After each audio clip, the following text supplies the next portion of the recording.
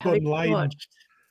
Gone live just in the middle of your ranting about something, Martin. So, welcome to WhoCast, your Fair highlight enough. gateway to all things geek.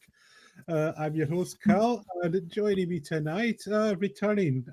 Have you calmed down from that little rant, Martin? Not half. You wait till you get me started. And joining us, first time on the show, is it Eileen or Eileen? How do you prefer it? I didn't check that before I went on Eileen. the Eileen, all right.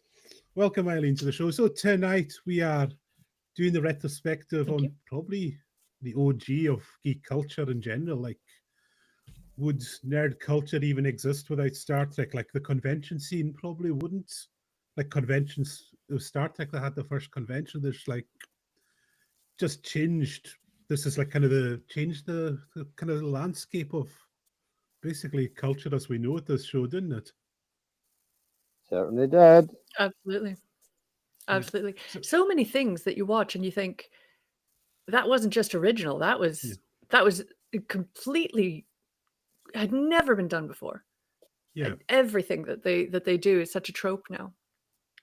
yeah, and it's like it's not even that.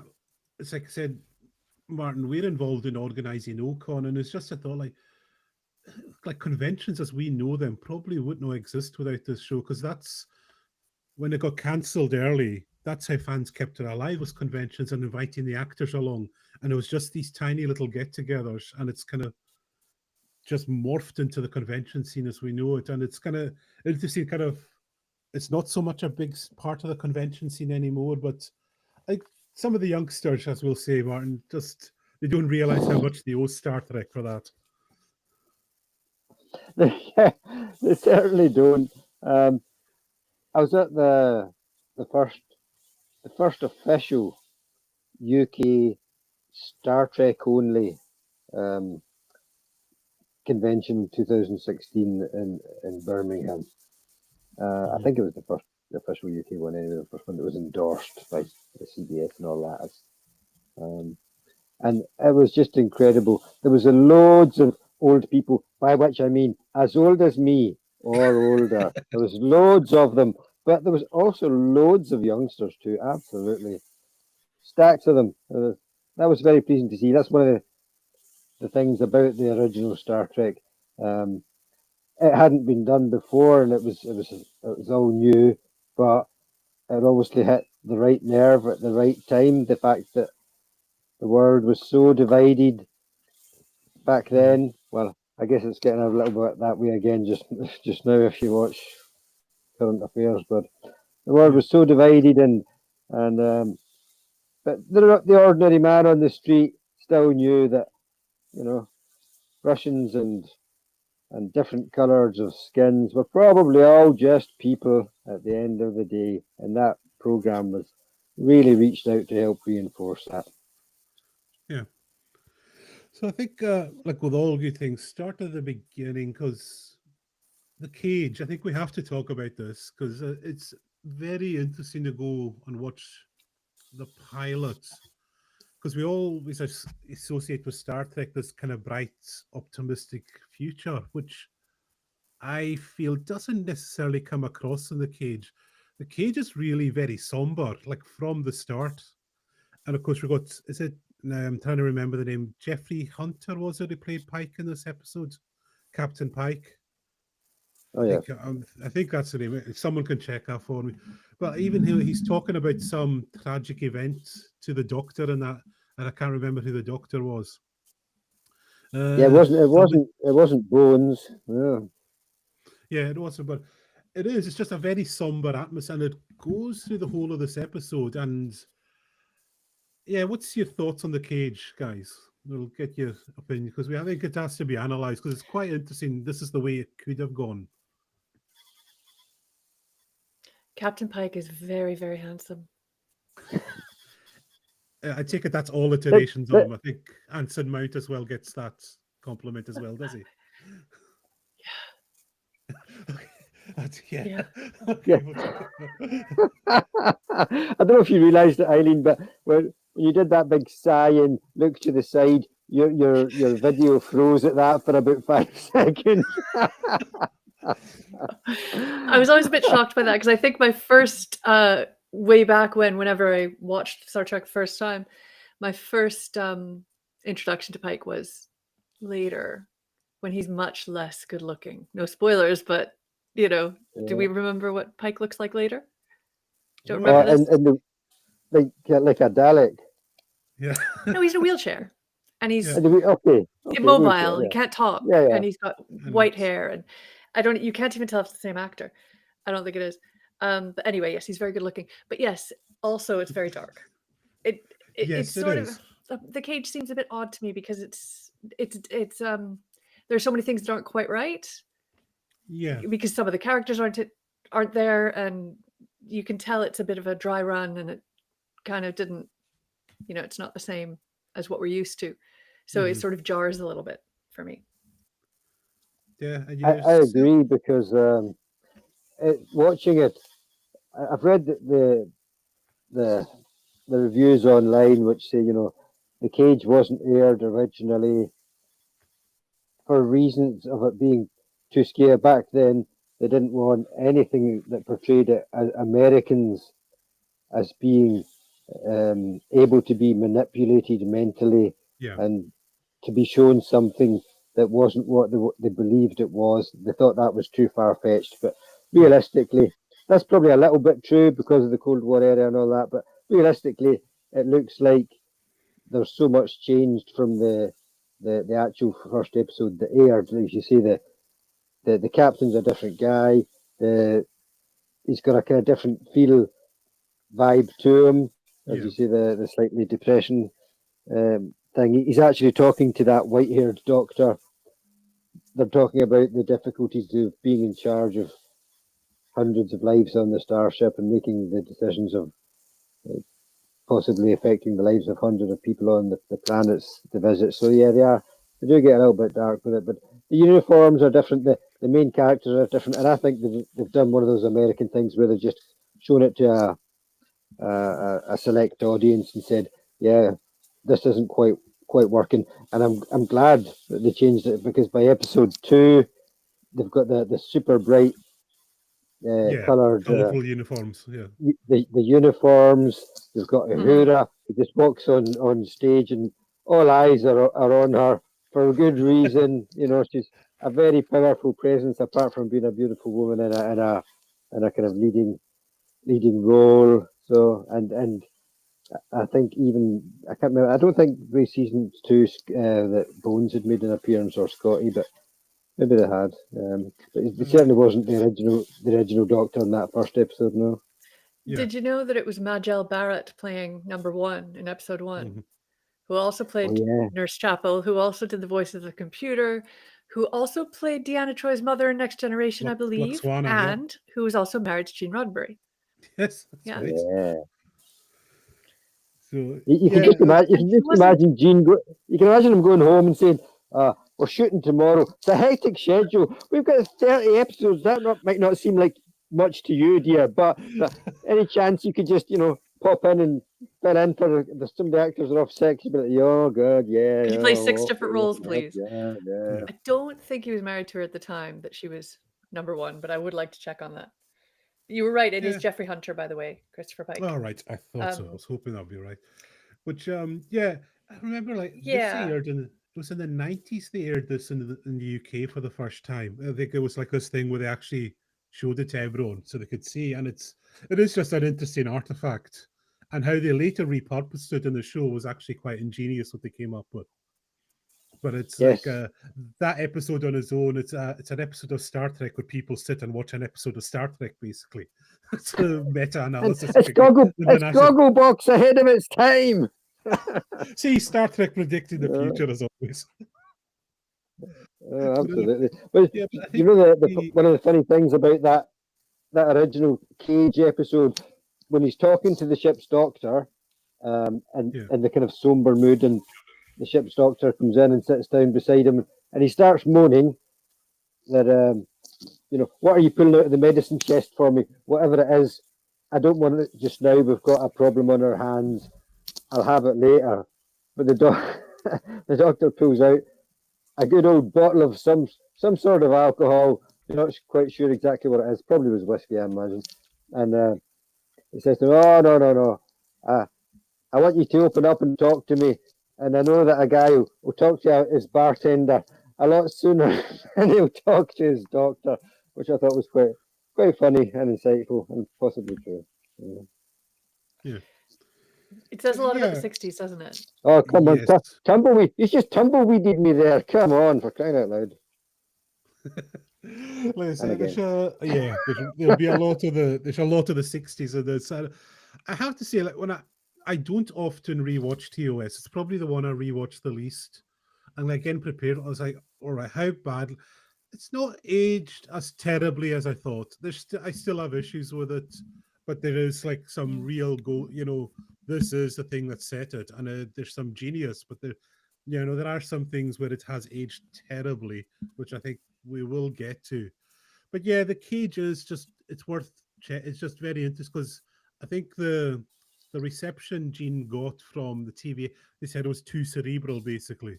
They wanted just a bit more fun and lighthearted, which all the criticisms of William Shatner aside, he is just a far better cow. He's just a more real, this is the guy you want to go on adventures with, this Captain Kirk. He certainly he's far more very popular. charismatic, isn't he? Yeah. I don't really get it. I've never understood. I've always found him very wooden. People talking about him at the time talk about how amazingly good looking he is and how boyish he is. And I don't know if it's just because he's, I was a kid when I first saw him. I never thought he was good looking. I never thought he looked young. He always looks like an older man to me for some reason. You know, the way people from the 60s, 70s, even when our parents were 35 and you compare a 35-year-old now, our parents look way older. You notice that? Yeah. So I don't know. He always looked a bit older to me. And it's not just the misogyny that puts me off him. He's cocky. He's really cocky. And I know that goes hand in hand. There's even a line in The Enemy Within. There's a line. His good Kirk starts to become very indecisive. And Spock says to him, "You can't tell the crew what happened because you need to be 100% confident when you're leading it. I realize that you need to be 100% confident when you're leading this crew." And Kirk goes, "Oh yeah." He doesn't really, but that's the gist. He says, "I know that. I don't know why I just forgot that." And so he becomes very indecisive. So I think that there's the ethos of, you've got to fake it. You've got to be godlike. You've got to really, really pretend that you know what you're talking about a lot of the time in order to captain a spaceship. And I'm assuming that throughout the culture, that would mean in order to be the CEO of an organization, in order to have captained a British Navy vessel, in order to do anything when you're leading people, you need to pretend you know what you're doing. And that jars with me. I've just never felt that dishonesty and projecting yourself as something that you're not is ever the right way to lead people. So call me a hippie, but so was Gene Roddenberry. Yes. So it's interesting how that kind of ethos crept through. But it's interesting because in TNG, remember that episode where Picard and Beverly are mind linked, and he says, "Right, we'll go this way. This is the path." She goes, and because you don't know you don't know that for sure, do you? No, you do that all the time, don't you? I said, "Well, yeah, I've got to. I'm the captain. I can't pretend like I don't know what I'm doing half the time." Exactly. That reminds me of that good joke where the mother says to her son, "Get out of bed. It's time for school." And her son says, "I don't want to go to school today." And she's like, "You get out of that bed. You're going to school." He's like, "I don't want to go. None of the pupils like me." Is that you going? None of the teachers like me. Says, "You're the headmaster. Get out of bed and get to that school." Did you never heard that before? But I completely, the punchline worked, is all I'm going to say. I forgot about that. Excuse me. So true. And we're all pretending all the time as adults. Yeah. But Picard, and I don't want to get into the classic, well, if you want to, we can get into the classic Kirk versus Picard argument. But Picard does it in such a way that I just, even as a teenager watching him, the person on TNG that I wanted most to be like was Picard, because Yeah. he was never unreasonable. He was decisive, even though he didn't necessarily know what the right answer was. And he was a leader. And I don't find Kirk like that at all. I don't think Kirk would have listened to any suggestions from his crew. Whereas I think Picard, if Worf is kind of in the background, even in season 1, when he wasn't really a chief of anything, he was just hanging around, Worf would be like, Captain, can I just make a suggestion? Picard would have listened. Yeah. Kirk would have said, sit your ass down. Yeah. Well, there's a lot of stories about William Shatner's behaviour on set as well, which there's so many things we'll have to get into. But I think from there we can go into the easy topic like favourite episode of the season, and I will go to Eileen here. Seeing as you're the new person, what's your top episode of the season? We did run a poll, so we'll see if it. I think you know what the result of the poll is, but we'll see if it agrees. I don't think it does, because I think because it's so timely, What Are Little Girls Made Of, I thought was really, really Okay. interesting, because we're talking about the creation of the creation of life. But not only that, they didn't just talk about the creation of androids. They Mhm. made really, really, it hung together terribly as an episode. There's a lot of things that didn't make sense about the pacing and about the, justifications for certain characters being in certain places at certain times. Even the justification for creating an android version of Kirk was just ridiculous. Like, would you allow them to do that without even just lie down there? Just lie down. Don't worry about what's about to happen. And then suddenly there's another one of you. I think we'd all have certain feelings about that. But they don't only create another version of Kirk, and they don't only talk about having created androids that are intelligent. They do two things that I think other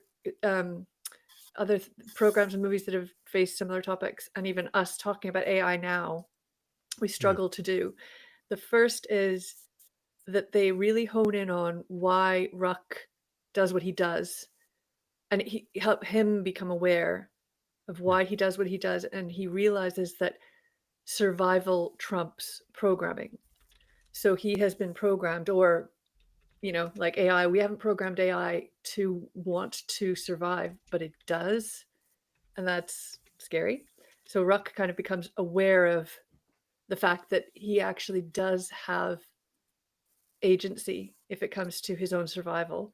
And then the other thing that they do is they talk about uploading human consciousness, which I think at the moment most of us are just too scared to talk about, because I don't think we're that far away from it. I know this is a different conversation. We're getting into a whole different AI conversation here, but it was, considering this was, what year was this? 60, 61, 62, something like that? And I mean, the 50s was your golden age of like sci-fi short stories. So this is really fast that we've gone from the very first publication that ever talked about a robot was in 1920. It was a play called RUR by a Czech writer called Karel Čapek. And then between 1920, that's not that long to get to talking about uploading consciousness. And perhaps other texts had done it before, I don't know. But anyway, that's my favorite episode for that reason, because it was very, very, very clever. Okay. Martin? I like that I like that episode, but Rock was too scary, because he just picks one of the scientists up and chucks him over the edge of a chasm. No hesitation. Normally in these kind of that era, you get warning. They walk up to somebody with that look of "I'm going to kill you." He just grabs him and chucks him over there, and you're like, "Shit, did that just happen?" And he's so big and powerful, and then just disappears. And it kind of gives me the spooks a little bit, watching that one. And then on top of that, at the end of that at the end of that episode, the android one, Kirk asks, when he's getting programmed, the android version of himself, he makes sure that the android version will say something to Spock, and he says to Spock, "You're a half breed," which I think was rather brave. I mean, brave new words and all that, but I think it was rather brave. maybe they just didn't care about the indigenous people of America at that time, and it was still okay to use something like that in that example where it was something that shouldn't be used and shouldn't be said. But still, I found that a little bit weird to say that. Did they say half-breed quite a lot? Like, you could indicate that a character wasn't a nice person because they called Spock a half-breed. I feel like that's something they do frequently, isn't it? Or am I misremembering? I think they might do that again in the episode where the terror, I can't remember what it's called, the balance of terror, where they introduce the Romulans, and again Spock gets kind of earmarked for sure as, as being related to the enemy. But no, coming back to the original question, I think my one's got to be back in time. Today, tomorrow is today, with Joan Collins and the Depression era. One, because at the start of it, it's got that classic stone circle. It's a kind of a Stonehenge kind of thing. It's just a big stone circle, but it's a time portal to other lands and other places. That iconic portal that's been used many a time ever since then. And then, of course, maybe it was Callanish. So yeah, so it could have been. It could have been Callanish. Even though it's not the most sci-fi episode, and from that respect, but I think it's probably my favorite. Yeah. Oh, I had to correct you. It's City on the Edge of Forever. City on the Edge of Forever. Sorry. Yeah. No, I like that, and it's also although like not a huge fan of Kirk, it's what he says at the end when they're all about like what happened, and he just said, "Let's just get the hell out of here." And it's the performance of the three actors right at the end when they let Joan Collins die, and it's just the way the three of them react. It's like that is so well done. It's so emotional. I mean, what is it like? McCoy says, "Just what does he realize what he's done?" And just the way Spock says, "He does. He realizes what he's done." It's like the weight of all this push, and then just that. It's just when Kirk just looks around, let's just get the hell out of here. Like it's affected him, which is quite unusual because a lot of the times Kirk just shrugs everything off, and for once we see these events matter to him. That's true, especially since he's got basically a different woman in every episode, and it can't seem to mean that much to him. But yeah, it does affect him in that episode for sure. Yeah, and it's just and also got to give big props to the writer DC Fontana, who wrote a lot of fantastic episodes. And she used the name DC Fontana because basically if she put her name Dorothy down, she knew they'd get rejected, her scripts. So even behind the scenes, there were these classic female writer. Yeah. And she wrote a lot of scripts for TNG, but that's when we get to S1 TNG, that could be an hours-long discussion what we've done there. Okay. Oh yeah. Yeah, the stories of that are notorious. Yeah, that'll be interesting. So with that, and strangely enough, none of us actually mentioned the episode that I ran some polls in different Facebook groups yesterday to get this. The one that came out, the clear winner was Balance of Terror. Oh yeah. Where the Romulans are introduced. Yes, Romulans, cloaking device, neutral zone, a lot of ideas that we now take for granted were introduced in this episode. It's phenomenal how much was introduced this early of canon. Yes. Just almost everything can sort of hark back to TOS at first season. I think it's amazing. And I would have thought if you had asked me before rewatching this season 1 when the Romulans were introduced, I would have thought later. I would have thought they'd have been the baddies that you bring in later on, and that you'd have gotten rid of some other baddies first. But yeah, it's amazing that they've been there that whole time. Yeah, well, it's interesting when you see how the Romulans are. They don't have what we now associate with the Romulans, because obviously it was the early days. They probably still didn't really have a clear idea. They were just the alien baddies for that week that somehow stuck with us, because we now think of them, very arrogant and aloof. But in that one, and I'm trying to remember, is it Mark Leonard, the guy's name was? He plays Spock's dad. He does a brilliant performance. That little monologue he gives in another timeline, which actually sets up an episode of Strange New Worlds. Bizarrely, we could have been friends. Yeah. As you've seen in Strange New Worlds, they have that episode where it doesn't go so well for them, Yeah. and the Romulan It, War it, happens and messes up the timeline for him. it certainly is an interesting idea, and becoming the basis for many an episode of not just Star Trek, but conventional programs, detective Yeah. programs, futuristic programs, where the two leaders, maybe the Russian tank leader versus the American tank leader kind of thing, and they end up having a kind of a respect for each other, even though they're sworn enemies, Yeah, because there's But not only that. I suppose this is really the first time, isn't it? Sorry, go on. No, you carry on. Sorry, I just spoke over you there. I think it's the first time that we really talk about war properly. They're usually discovering strange new worlds. They're usually out finding new things. And I'm sure we all know that Gene Roddenberry was such a hippie. He didn't really want to portray war very much, and they respected that right up until the minute that he died, and they added an intergalactic horrible war to Deep Space Nine, didn't they? Like, okay, the old man's gone, we can have war now. But so I think that this so much has been solved, right? Yeah. I don't know if they do it. I didn't hear them do it in the original series, but definitely the Next Generation, they finally converted to the metric system, which is huge. It just shows that humanity, including Americans, have come around to common sense. They've also eradicated poverty, and there is no poverty. There is no. Everybody's educated. Everybody's happy. All of the entire human race is thriving. And the Romulan is that first time when you go, but there is still darkness here, and there is still the danger of the whole reason there's a neutral zone is that there's a danger that we could annihilate one another if we didn't have a neutral zone.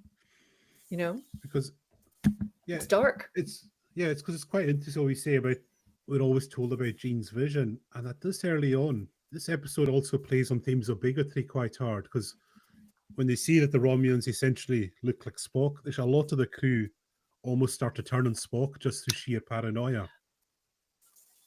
And it's like when he saves their life down at the engineering room, that's when they regain his trust. But there is that how distrust and paranoia can just consume people and just turn. It's a theme that's been revisited quite a few times. The drumhead was another fantastic example in TNG. But I mean, I've just rewatched it at the weekend. I can see why people love this. The tension, although there is one moment which is just very silly. It's that they go on silent running, and the crews have to be silent, even though they're a good few thousand meters apart in space.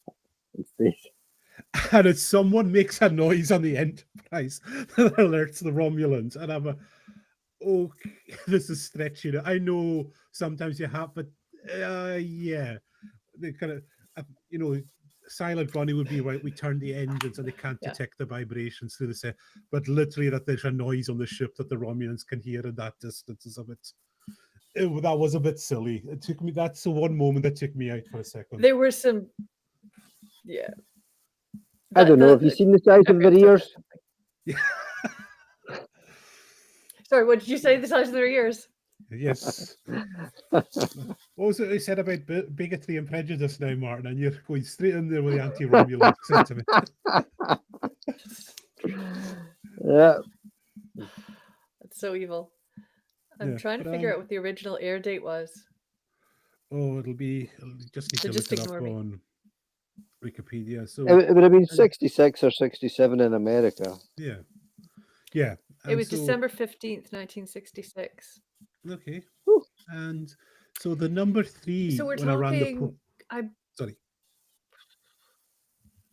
Sorry, I was just going to say that. I mean, it was a really, really tense time. It was very fraught. I believe 66 was the year that Martin Luther King was assassinated. Right. 63, for Kennedy. Yep, And maybe because Bobby Kennedy was after. yeah, Bobby Kennedy might have even been. Actually, I think Bobby Kennedy might have been 66. yeah, Medgar Evers was like 64. So there was, anyway, there was a lot of that going on, and yeah, I think that they probably. I wonder how much at the time people were aware of the parallels, and I don't think they could have not been, yeah, but perhaps people were just trying to watch it as lighthearted entertainment.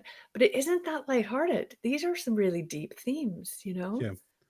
It's it's quite a lot of echoes of Twilight Zone. When you look at Twilight Zone, Rod Serling's a genius, by the way. I'll say this so many times on this podcast, but what he was doing on 1950s TV and how much he was pushing themes of anti-racism and how, like, say, look at us, we're being too paranoid here and tolerance, and people were still at the time they just thought Twilight Zone, oh, it's a wee bit of shock and suspense, but it must have been it does plant seeds, and you've got to be taking these themes in. I think it can't just go over everyone's heads. Like, even if you're not aware of it, it's taking hold in your brain, some of the ideas that are coming across in the show. Exactly. I think, yeah, I think you have to actually do quite a lot of mental gymnastics and be very, Yeah, very deliberate in saying that they're not the same thing. Like, I like Spock, but yeah, that black guy down the street, I don't like him. You yeah, know, I think it's very possible to do that because our brains are yep, interesting. yep. Any last thoughts, It's Martin? strange, funny you mention that because I think it's very true that I couldn't refer to anything in particular, but I'm aware of a few studies and research things where people would get into, say, an argument, or there might be some impoverished children living in a poor neighborhood. Um, the argument thing applies to almost anybody in the planet, so I guess that's more appropriate. And the way you would respond is generally from amongst the things that you've seen, and therefore you think that's your tool set. You've watched somebody chop Yeah, down a tree, they pick up an axe or a saw, so that's the thing that you're going to go for when you go to chop down a tree. You've never seen them use a chainsaw before, you wouldn't even think of it. And the same in arguments or judgment of other yeah, people, or the possibilities that might be in the future. If you were only possibilities you've seen are possibilities that are bad ones, that's the choice you're going to think that you have in your head. And you say, well, if I contribute to this war or if I don't contribute to this war, it's either going to be bad this way or bad that way. But when you've seen an example of somebody portraying that actually there's a third way to go and it could be a good outcome, then that becomes part of your tool set, or it does after you've seen it a few times. And as you say, when you introduce these ideas that yeah, perhaps we're all just being a bit too racist, there is a nicer way. People at least have that in there, and it's an option for them to go to. yeah, And I think that's hugely important.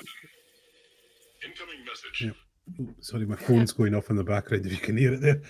Yeah, no wise Well, that words. Just saying, no we've got a phones. yes. Oh, or I'll be zapped. Yep, I'll switch it off right now.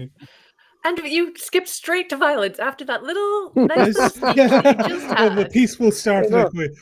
I'm I surprised you carefully just didn't chose reach out. that too. I was surprised you just didn't reach out and neck punch me over the web there as well. We've got a comment coming in from Avia. How do you see Spock's role as a touchstone for neurodivergent viewers? He wasn't written as autistic, yet he's become a neurodivergent. Yeah, very much. And I think in nearly every Star Trek show there has been a character who, no, well, not explicitly written as being neurodivergent or autistic, they have become a lot of people latched on, like Data, I think more so than Spock. I Hmm. mean, I know so many neurodivergent Star Trek fans, and they have latched on to Data so much. And no wonder he is awesome, but Spock as well. Like, Don't know uh, anything I, about that. Nope. yeah, Never thought about yeah. that. But like I say, Your each one, eyes, then your eyes see differently. yeah. But recently, I think I don't know what you think of Discovery, but in Discovery, you had the character of Tilly, and she was. I think they did actually say she was autistic. Oh, The character. I I love love Tilly. Tilly. I It's like love Tilly. But the thing is, she's the opposite. She's not, emotionless. She's she's over a bit like emotional. me, Yeah, talks too much at the wrong times. And yeah. She's just got the filter's not there, and just that little moment she had mm, where, and some people are upset. Oh, they can't have an F bomb, but I said it was so perfect though. That's her character and just her enthusiasm. This is so awesome. And like just when and like Stamets, yeah, he's using it almost as an like the adjective and using it yeah, in a positive context. yeah. But the way Stamets responds, it's like they're both neurodivergent, but in just presenting in different ways. Because he's like, yeah, this is awesome. Like she's just doing it in the totally exuberant ways. But Yeah. no, going back, yes, Spock definitely could be seen that way. I can see. I And For I then love the sure. idea that, well, I think it's important that we kind of acknowledge that neurodivergence is as a term is yeah, quite new. So I don't think we've conceptualized it correctly yet. yeah, I think it's yeah, interesting because I don't know, I haven't done the scientific reading, but from what yeah, I've read on Instagram, the they have a certain group of behaviors that they identify as autistic. They have a certain group of behaviors that identify as ADHD, and never the twain should meet. And these are so clearly different things that we're going to call them different things. Now it yeah, turns out, and I don't know how true the statistic is, but they say 70% of this is comorbid. So if I have certain things that are ADHD and certain things that are autistic, and I just was masking one or both of those very, very well. Clearly, those two ways of yeah, identifying human beings aren't accurate. They're not helpful. I think that the term neurodivergent is really good for now. It's good that we use it now in 2025 because we need one. We need an umbrella term. But I think in the 60s, they would have been saying, we all know somebody who is a little bit not that emotional, perhaps a bit introverted, doesn't want to yeah, doesn't want to make decisions based on emotion, wants to make decisions based on logic. And I think that Spock absolutely was written to stand in for those people. So while they would say, oh, well, he wasn't written as neurodivergent or autistic, okay, he didn't have a yeah, diagnosis, but we all know that there's a percentage of the population like that. yeah, So I think that point is moot. I think he yeah. was. I think he was. I'm just going to choose to disbelieve everything that they've said and say that. Yeah, yeah. But probably at the time when it was airing, it was like people who were neurodivergent and didn't have the language and they didn't have the language yet to say that's what they were. They probably just saw that and spoke, and that they relate, and they didn't know why they were relating to him. Said that's how I see things, like the way he is, and it's like well known as well. This has got to be brought up that Leonard Nimoy was getting the bulk of the fan mail, and Shatner again, he actually got Was really jealous and he? upset. Yeah, it's that said the piles of letters were Of coming course he in, did. and the Spock pile was this high, and the Kirk pile was that high, and that's what led to the friction between them, which you don't see on screen. Which I think Leonard Nimoy and the cast they deserve a lot of credit for Mm. keeping that camaraderie on screen when behind the scenes like Shatner was Mhm. anything but at times. It's true. I I think was Shatner could get away with a lot because he was always dismissive to everybody as Kirk. So he was Yeah, dismissive to Spock as well. He wasn't rude exactly, but he yeah, was never overly friendly with anyone. Sorry, go on, yeah, Martin. What were you going to say? no, absolutely. I think the term neurodivergent is a lot of people would welcome that term and say it means exactly this. As we say at the Ocon group meetings under various disguises, it's unusual. It's unusual for one meeting not to come up with the term "we're all on the spectrum somewhere."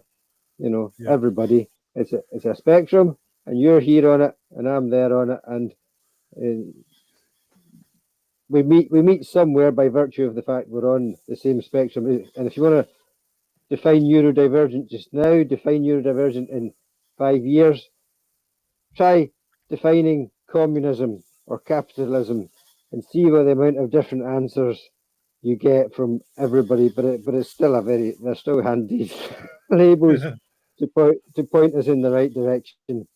And we didn't need any terms for it. 4 or 5 generations ago, your great granny would have said, that guy's a useless git with people, but he's good with numbers. Put him in the office. And they said, that dizzy blown over there doesn't have a clue about the numbers. Don't put her near that, but put her on the desk. She's great with people. And thereby people realised that people were different. He's had these different natures long since before we had any terms for them.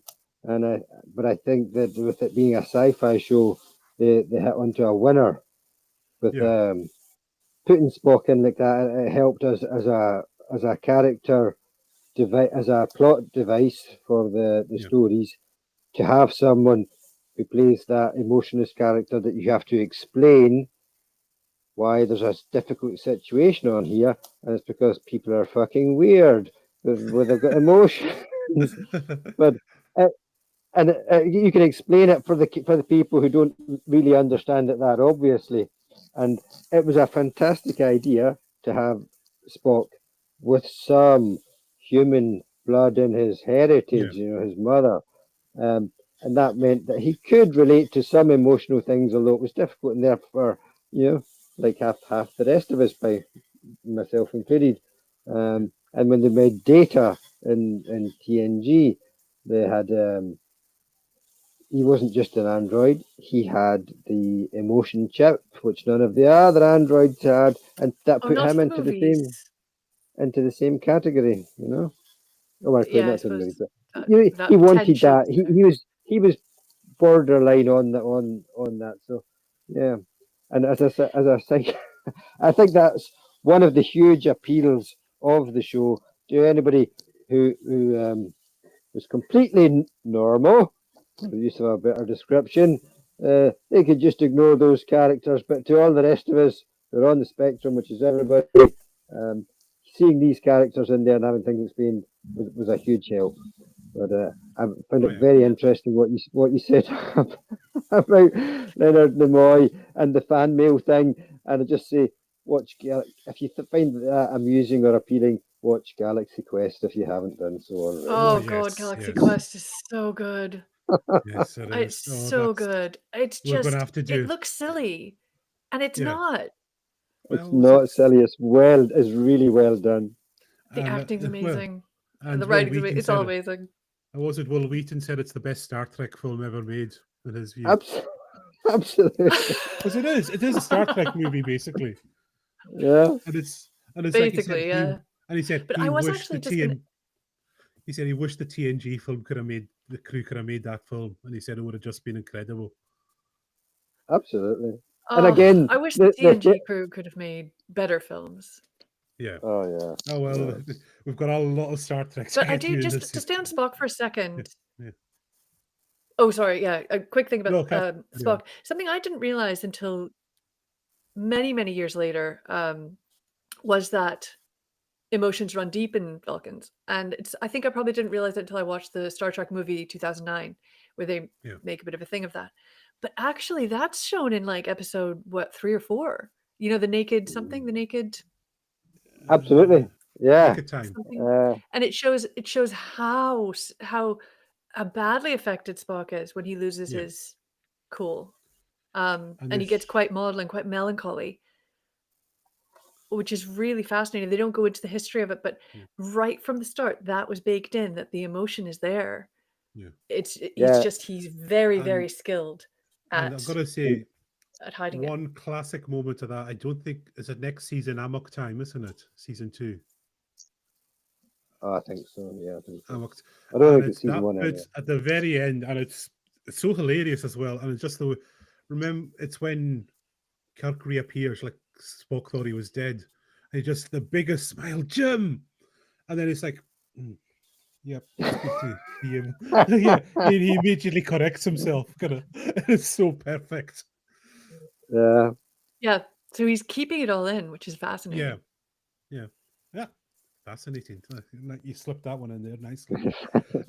Fascinating And gap. so Fascinating gap. That wasn't even deliberate. yes, yeah. And so I think because one of the things we're not taught is some of the designs in this. What can you say about the Enterprise as a piece of design that is not already? It is beautiful. It is just that shape is just. It is beautiful. It's And, you see and the thing is, it's so that the design. Oh, you mean the outside of it? Yeah, just the outside. I was thinking itself. I went to the inside. I went to the bridge All right. immediately in my head. Okay. The outside. Yeah. Talking about It's the outside just of it, though, yeah, that beautiful little model that they just carry across the screen. yeah. Yeah. It's beautiful. It is absolutely beautiful. It's It's very just like it's what an curvy. iconic bit of design, isn't it? It's just you can't. There's so much been said about Mhm. the Enterprise. You can't say much more. It sets the precedent. But I have to say, talking of people being neurodivergent or just people are just easily annoyed by small things. At the start of the original series, talking of putting a little model in front, it comes from the left to the right, from the back to the front, back to front, left to right, and then it appears on the right to left, but also from the back to the front. So somewhere in there, it's gone back behind them. And I want to shoot whoever designed that little bit. It's not coming Bad from me. continuity. If it came, it's bad continuity. Just it Yes. upsets me every time. Yeah. But yeah, talking about the inside, inside's classic design as well. Classic retro 60s kind of futurism on display, I think. It's just gorgeous to look at. I think it's so that new. It was Yeah. so new, the 60s design. But I think, and people have made this comment that Star Trek was created to sell color TVs. And color was so new. And you're looking at it now, and I know that what we're seeing on Netflix probably is digitally remastered, isn't it? And it's probably a bit brighter than what Yeah. they saw. Yeah. But imagine that. You've only ever really seen black and white television before. Original programming that's not a live event of some kind. And there's so much color. It's very, very saturated color. It's not just grays and browns. There's a lot of really the colors are awful. I mean, that whole green mustard. Is it green? Is it yellow? Is it brown? Nobody knows. Awful, awful color. But it was a color. Yeah. So It was. something. I just think, it was beautiful. Yeah. The red and the blues of the uniforms were Beautiful. very, very appealing. It's like when you were a kid and you opened up a box of Quality Streets back then, and those pink wrappers, and then the foil inside them had that aluminium dyed stained pinkness that you can't get it in anywhere else. And the same with the purples and the yellows. If you remember the freshness of a kid seeing those colours and how bright they are, that's kind of what the Star Trek uniforms and all the displays on the bridge were like. Yeah, and to see that for his first time on colour telly would have been make an impression Can only for imagine. sure. Yeah. Was the ship itself? It's really similar to the Next Generation version, isn't it? They're kind of similar in style. Yeah, similar design. It's kind of kept on what we obviously now know. It was a Constitution class, and this is incredible to think. We don't see another version of a Federation ship until Star Trek II: The Wrath of Khan. That's the first time you see any other variant of Starfleet vessel. It's amazing. You would not think that now. You'd think. Oh, that's true. Because And I've got to say this. But and they're it's usually rescuing people that they've either chased into an asteroid or like. I've got to say this is one thing, and it's the something. only Star Trek show which really captured this. I think it's probably because of the limitations. They couldn't have heaps of Starfleet vessels, but you really get the sense this crew is on their own in the frontier. There's actually a feeling of isolation. You don't get that with TNG or even Voyager. I never really felt, they're out here on their own and we don't know. With Voyager, it was just there's a feeling of safe comfort. But with this crew, it's like, what's going to happen? Will they actually survive? There is proper tension to it. Why was that with Voyager, though? Because they were in, well, I suppose they were in a quadrant that had been mapped. They at least knew there was a quadrant. Whereas Yeah. in the original series, they probably didn't even know. Maybe the quadrants well- hadn't been defined yet. Yeah, I think it's just the way they made the show. But and you're all that. absolutely It right. just- yeah, and the way and the performances, it just felt like, oh, this crew's going to be fine all the time. They've got nothing to worry about. It was just the neat. And also, I've got to say about here, so good the holodeck is in here. There's good holodeck episodes, there's bad ones, but when it just like, oh, they really had to think out their episodes here. They couldn't just, well, we don't have an idea, let's go for a holodeck episode. Absolutely. Oh yeah, they couldn't do that. Well, to be fair, it was all back in you then, and people were probably just accepted anything. And the design of the bridge was great, but sometimes when you looked at them, they're shaking. You know, when Yeah. they were hit by a disruptor or a photon from somebody else, Yeah. and you can see somebody jumps, and then if you look closely, somebody else jumps a little bit later than them, and you can see something that's very obviously a toilet tube, cardboard tube of toilet roll, painted red, that looks as if they would snap off, and they're going to grab it, and then they go like that, not to, because they know it's going to break.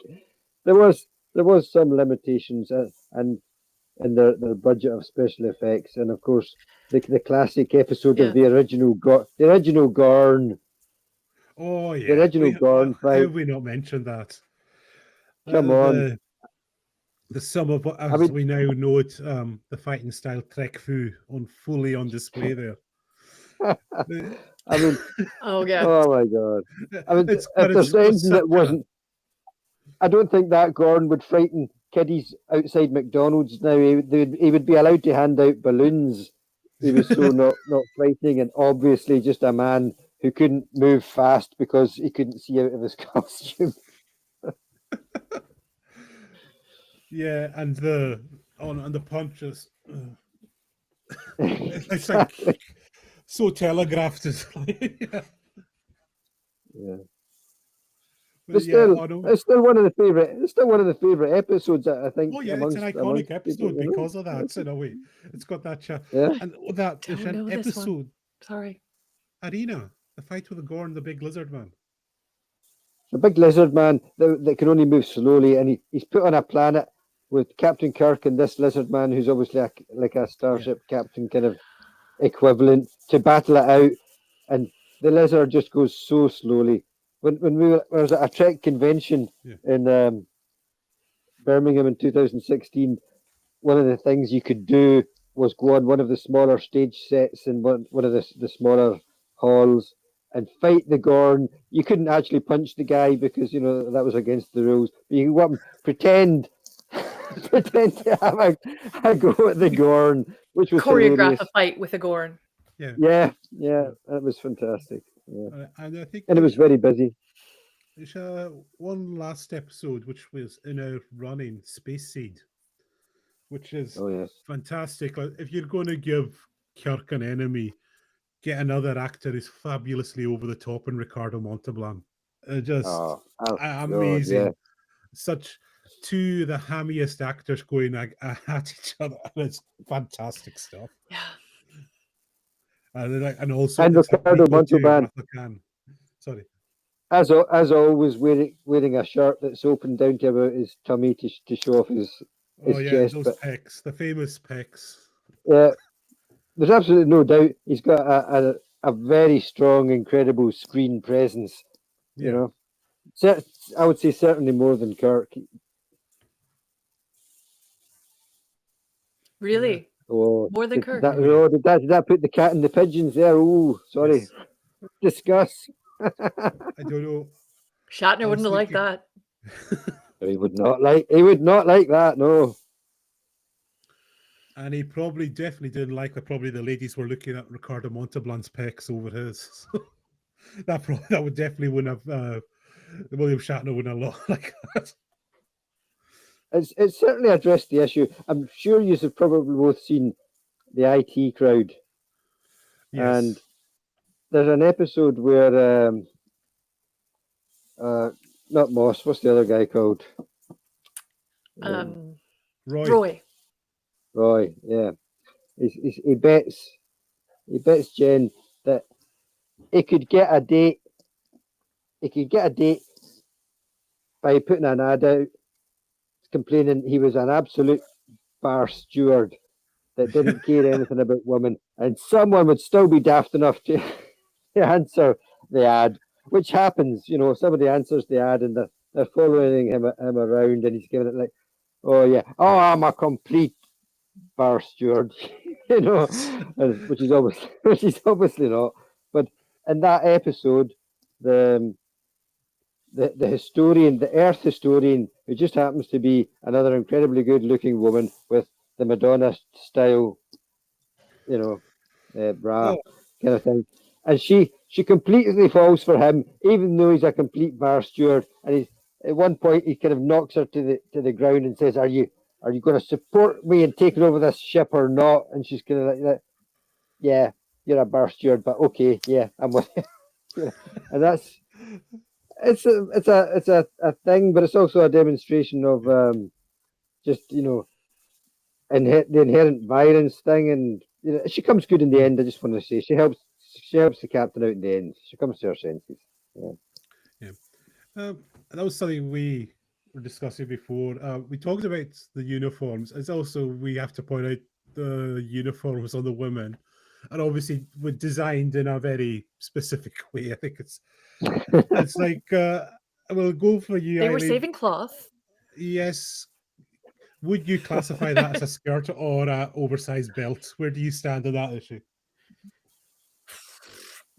I think that certainly it needs to be discussed. I'm sure people were making comments at the time. Yeah. Obviously, they intended it for it to be the way skirts were going. Yeah. And they even did manage to sneak one of those in, at least one, into the first episode of The Next Generation.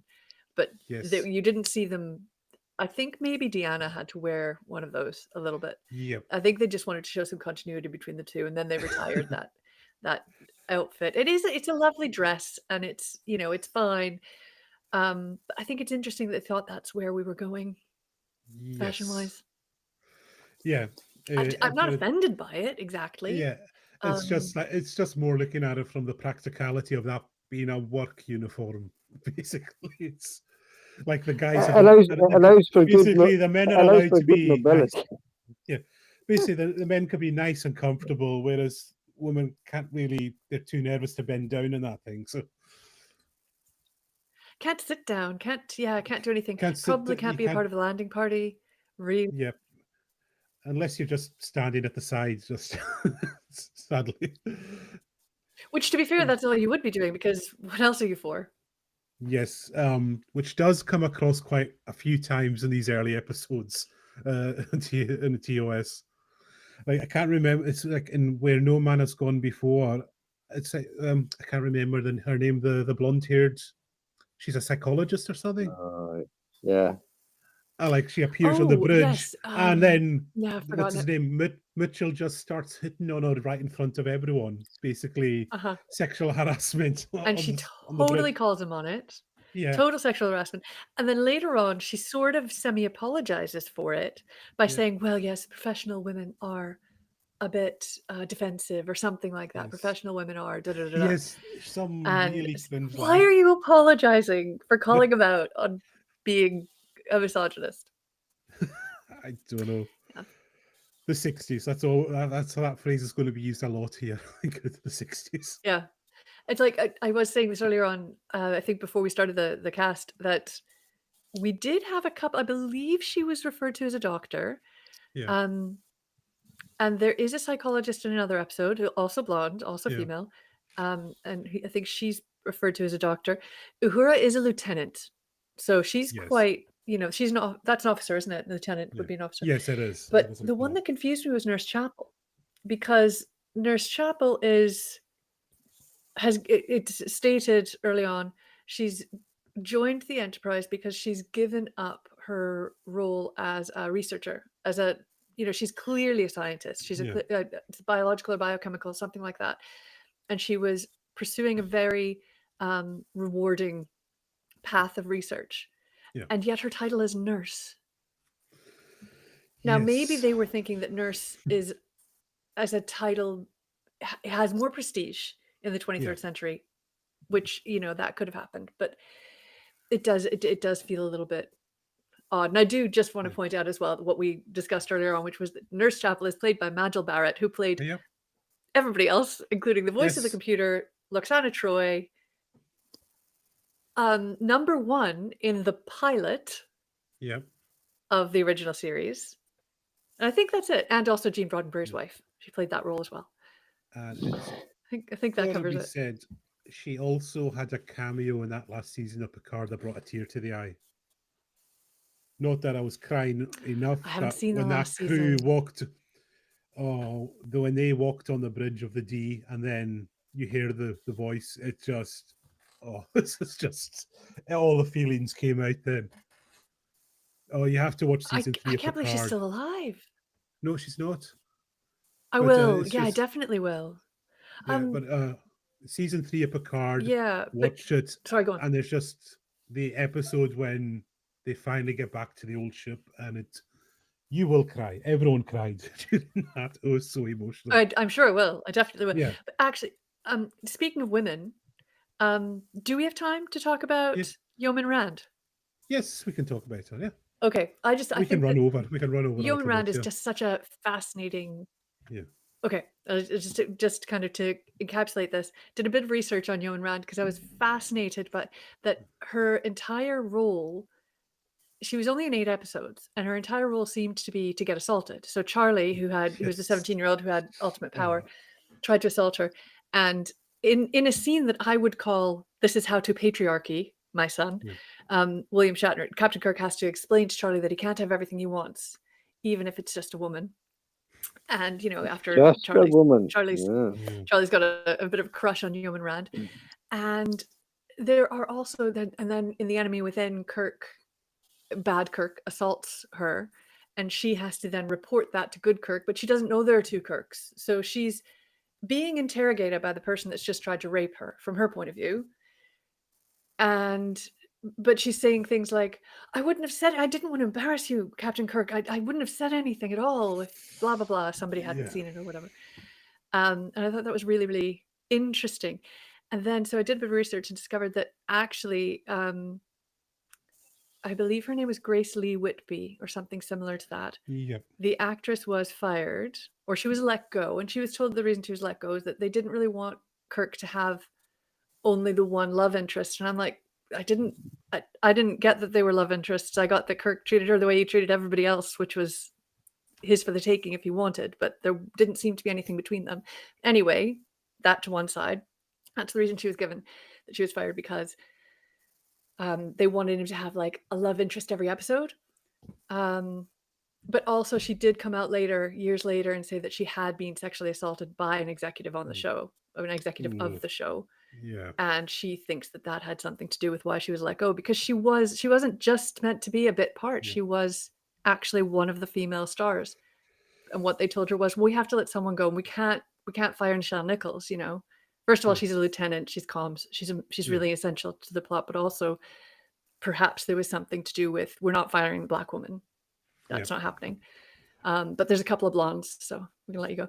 And I just thought that was really, really tragic. And she had a bit of a tragic life, but she did come back. She had some help from DeForest Kelley said, oh, you know these conventions, you should get on these conventions. So she did a few conventions, and then Leonard Nimoy really championed her, and she was in most of the movies, and she was in lots of spin-off stuff as well. So anyway, just wanted to say I'm sad that Yeoman Rand didn't last a bit longer on the original series.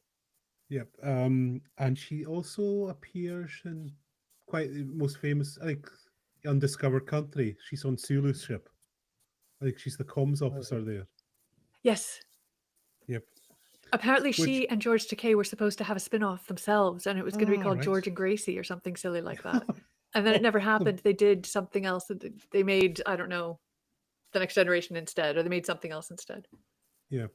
And it's interesting because this is just another daft moment that I remember is, do you remember the Voyager episode which is set during the events of Undiscovered Country?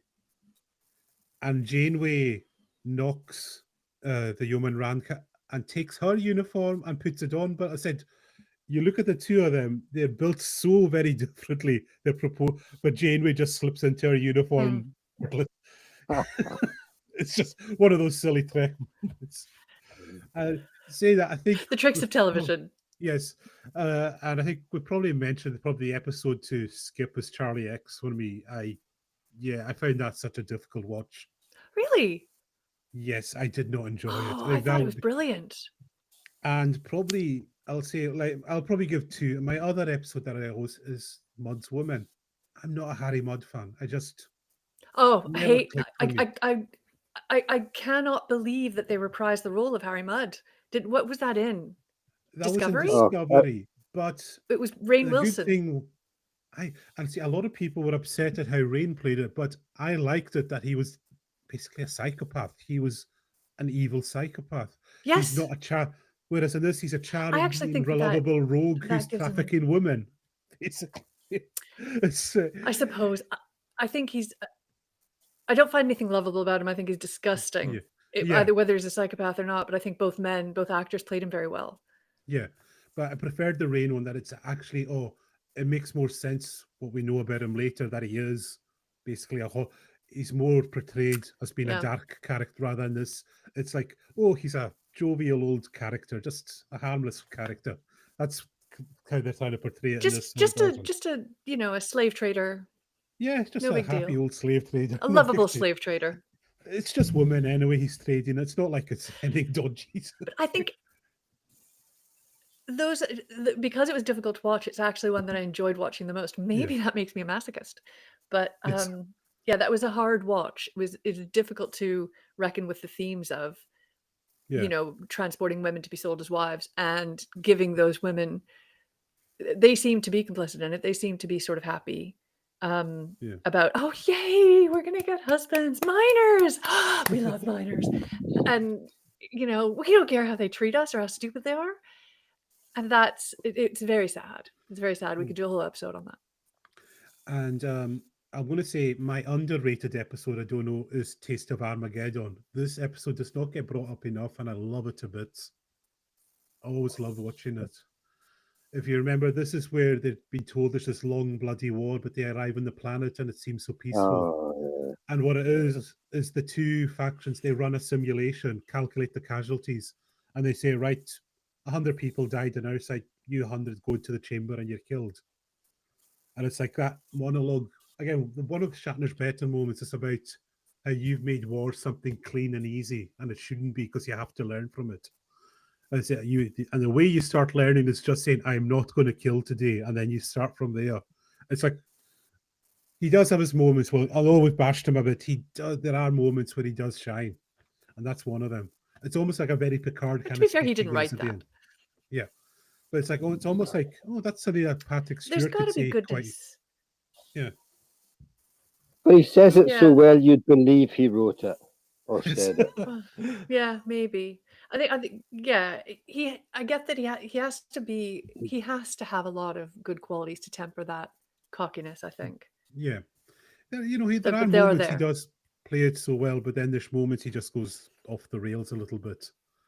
Like the line between William Shatner over the top Shakespearean with the eyeliner. Yes. So if it wasn't for the eyeliner, I wouldn't have known in that Enemy Within episode. I wouldn't have known which one was the evil captain, except for that eyeliner, like something out of a Charlie Chaplin or Buster Keaton movie. You could tell he was the villain with those black eyes. He really held that up. And I think one more episode which kind of paved the way, created a Trek trope, was Squire of Gothos. It's well worth mentioning. Because that was basically the blueprint for Q. Yeah, it was, yeah. The Harry Mudd and the Q have come back in so many guises. And as soon as I get into an episode of anything where I see that, I think, here we go. This is the old Squire of Gothos or Q episode or the Harry Mudd type episode. And it's a bit like, if you got a hobby and you buy a magazine, like say photography, you buy the monthly magazine. For viewers that don't know what these things are, the bits of paper that we used to use before computers and Instagram and shit like that, right? And that's where you got all your information from. And these bits of paper, they were published monthly in a shop. You would go and buy them, and every month it would be something different. And then January next year, it would be a different picture on the cover, but it was basically the same story pushed out again over 12 months. March would be all spring flowers, and summer would be polarized shots of blue beaches and things, but a different cover on the front. And I always think that you see it in lots of soap operas and everything, the daft Christmas episodes where you think, what the hell are they doing here? I often feel that with the mud and the Q episodes. Yeah. So overall, your thoughts on season one? I would say, compared to like how other Trek seasons had their first seasons, this is really solid as a start. Like season one TNG is unwatchable at times. Basically, you really want to switch it. This, I think, you can watch. You can get through all the episodes. I don't think there's anything you'd really switch off and just go, "What the heck am I doing with my time right now?" It's a bit odd because go on. it's a bit odd because you see, like I think like you're mentioning like episode 3 or 4 or something into it, that they all get infected by some virus that makes them uninhibited in a really dangerous way. That's the one where Spock, you see Sulu's sword fencing skills, and it looks like a really silly episode, but as the screenwriters are obviously using it as a vehicle for displaying the characters, exploring the characters' personalities a bit more thoroughly, and in that you see Spock becoming very emotional and crying, and it really demonstrates that he's got the human side, and that can happen. And then so it's got a purpose. And then like the Charlie X episode, I would say, well, I'm not really interested in seeing what some fucking adolescent boy would do. I think we all know what an adolescent boy would do. He would get a crush and stuff. But you forget that there's countries around the world where adolescent boys are given that kind of power, or youngsters are given that kind of power. So it's got a genuine purpose to it. So I think all those things can be forgiven, even the silly episodes. I would say The Enemy Within, where Yeoman Rand gets attempted rape by the evil captain. I found that scene quite distressing, really. It was a bit more, not like modern casualties, but it was, you saw the terror in it. And as Eileen said, she's later on, she's been and it helped. She's been helped through the process of discovering what happened. In other words, interrogated by the guy that's done it and 2 other male members holding her by the shoulders in the fucking bridge in front of everybody. And you're like, Jesus Christ, where are they going with? That's the one episode I wouldn't watch. That was, sorry, I know I'm delving into this too much, but prior to that, she says to Captain Kirk, you have to talk to Charlie because he's, she's trying to warn him that this could get very dangerous for me, and I might have to hurt him. And of course, she, the implication being that she also could get hurt by him. And they're all like, sure, whatever. So there's that, not at all listening to the warning that this woman is going, no, I've seen this before, that I know what's going to happen here. And that's all very upsetting, and that's why I couldn't possibly miss that episode. I couldn't turn it off and just go, nah, this one's boring. But I'd say, oh, sorry, you've picked up on the same things I have, but earlier on in this process, and you can see what's clearly coming. Yeah, because sadly, it's but kind of the other thing is, away from the dark stuff, it's also that every episode is so much deeper than, you've got lots of lighthearted episodes of television, lots of lighthearted episodes of sci-fi, but every episode that I've watched of season 1 of the original series was really, really deep and really clever. So for those reasons, I wouldn't want to give them a miss, but also because we're watching the 60s, and we can compare, what was happening in that kind Yeah. of commentary and all that. In the fashion, the color, everything about it is very 60s, even though it's 23rd century. Yeah. And I think when we get to the stage where we can watch the next generation and go, is that what the 80s was like? Maybe it'll be just as interesting. Yeah. But season 1 is pretty tough. It's pretty Yeah. tough to get through. Yeah. Of But, the next generation, I mean. Oh yeah, sorry, yeah. But I said season 1 TOS is solid and there's classic episodes. I can't recall many other Star Trek shows having classic episodes in their first season. Probably Deep Space Nine is the only one that I had one stone cold classic episode like Duet in its first season, which is incredible. But all the others, their first seasons are so shaky. But this is like, even like from that first episode where the one with the how you interpret like the beast that goes around sucking the salt out of men, and of course it's a woman that's doing it. So yeah, whatever subtext is going on there. Yeah. What Sorry, was I brought back fascinating about that was that not only Tumbleweed. could it shapeshift or project, Yes, it could.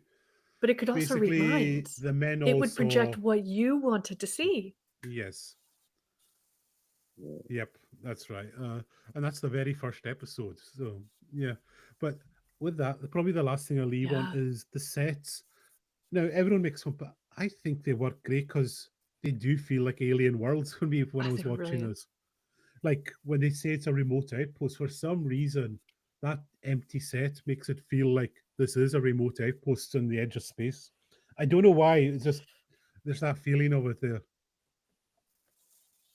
I think their acting is actually better than we give them credit for, because when they beam down and all of a sudden they kind of looked out round, and they're acting like they are on a strange planet.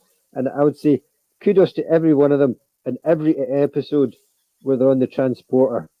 They're frozen like playing statues in the school gym hall all over again.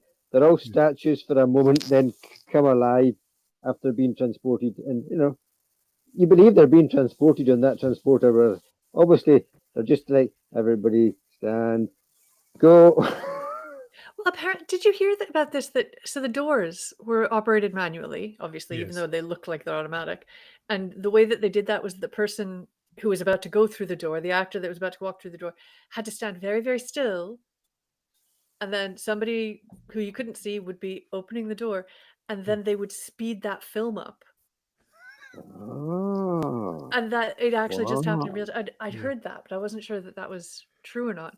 But I think that it's one of these amazing things with old technology that they really had just figured out how to do really excellent set design just in that square.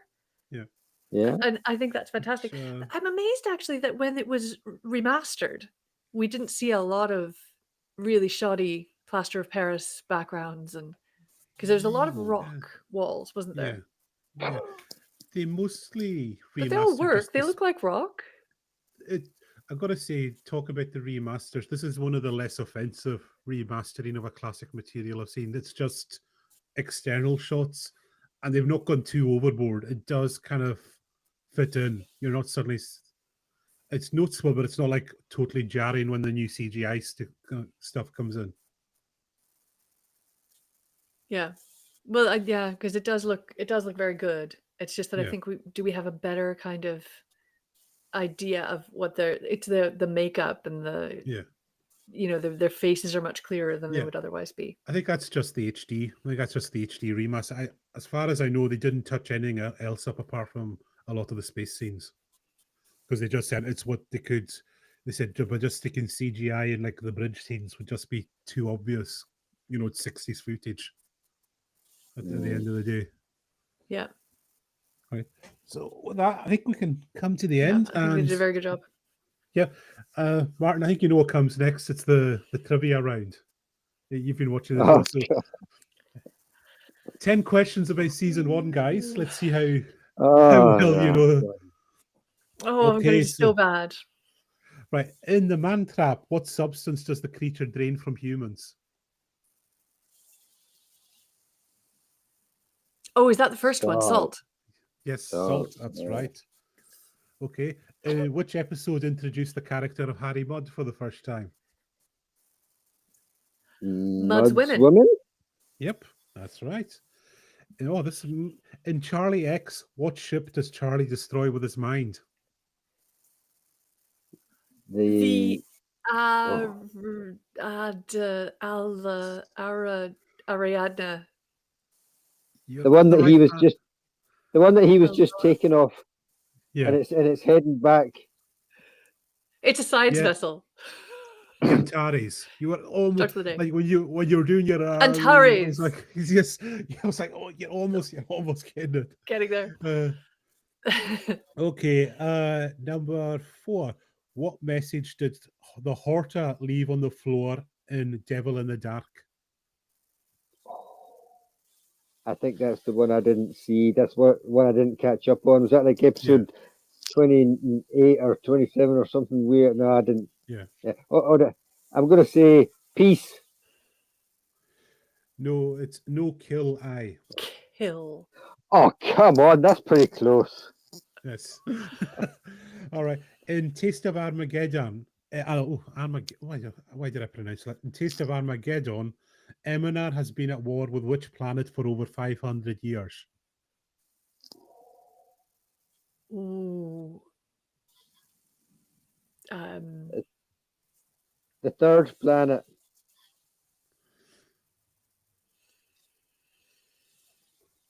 Eminar has been at war with who? I need to get The the Jeopardy one. Ventrons. It's Vendikar. Come on, that was pretty close again. Ventrons, Vendicar. Come on, they both started with a V. And for some reason, my headphones have just disconnected from the Bluetooth there. So I'm going to have to just take these off and finish the show like this. Wonderful technology. What was the only 2-part episode in the entire original series, first appearing in season 1? It's the one about Spock. What's it called? They're all about Spock, but I don't know.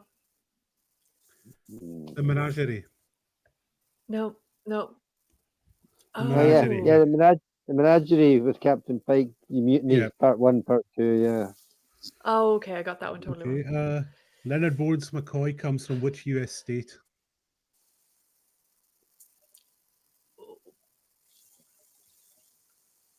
Montana?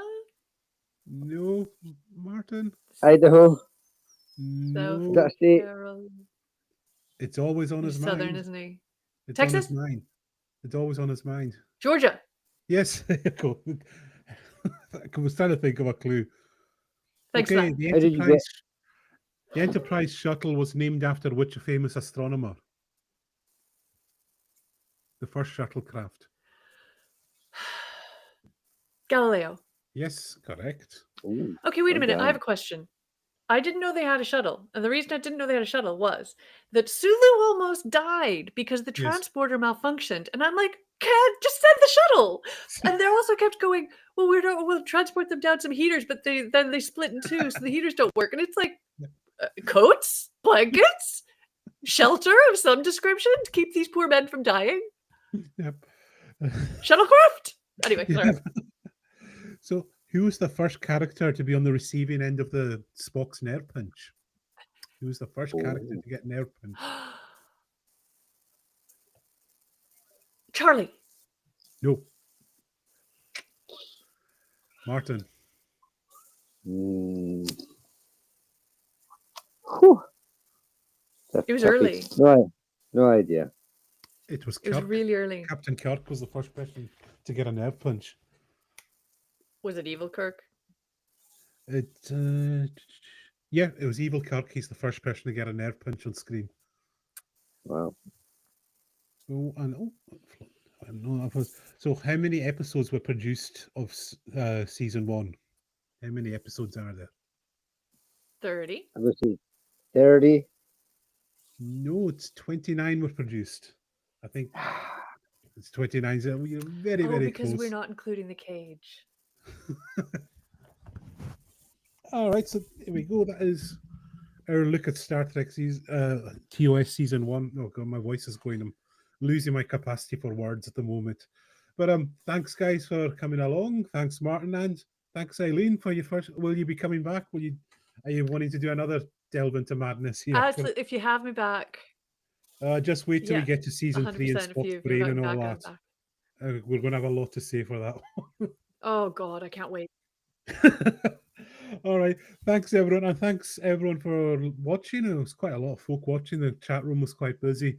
And we'll see you all very soon. Right. Good night, everyone. Thanks for this. And just again, good night.